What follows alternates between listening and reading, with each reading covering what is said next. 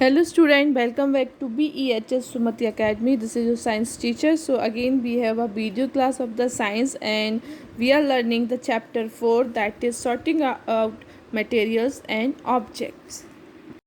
So today we have a new topic of this chapter, that is classification of objects. Means in this topic we have to learn that how we can classify different types of objects depending on their different varieties. They have the different types of structures as well as the consideration. So we all know that we can group together different types of object on a different group on the basis of variety of consideration. Means if you have to pack your school bag, so you will keep separately all the books, you will keep notebooks separately, and in another section you will you also keep your pencils, pen, eraser in a different section, or we can say in a pencil box. Means you are arranging different types of objects in a different section, different groups, so you can easily find them.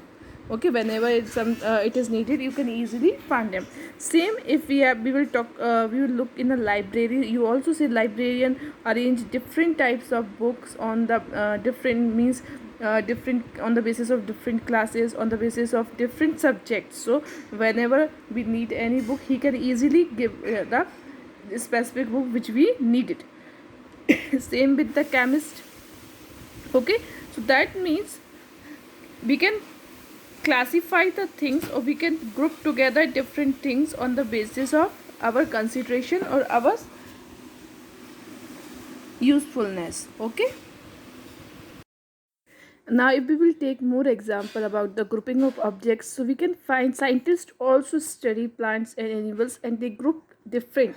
Means plants in different study and animals have the different group study. That means what will be the conclusion? It can be easily we can find which is related to plant and which is related to animal. Same, we have different types of doctors. So doctors also treat their patients by considering different groups of diseases. Means some are gynecologists, some are uh, cardiac specialists, some are child specialists. So now we have to find out what is the purpose and what is the need of such grouping.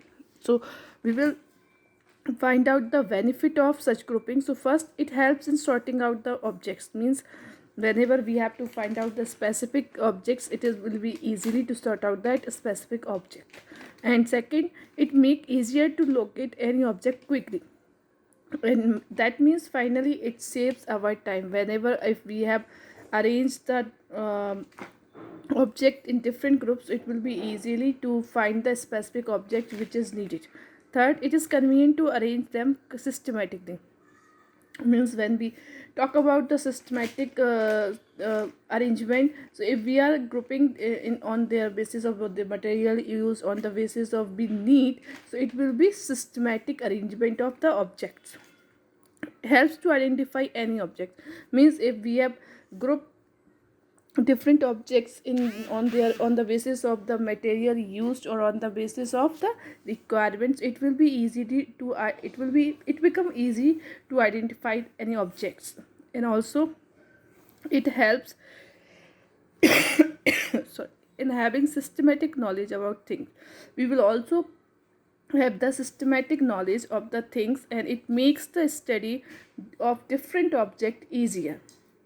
And same, it help us to understand what is the similarities, what is the dissimilarities among different objects, so we can easily find out that what are similar objects and what are the dissimilar objects. Okay, so now today we have completed this topic. If you have any doubt, you can ask me during next live class. Thank you.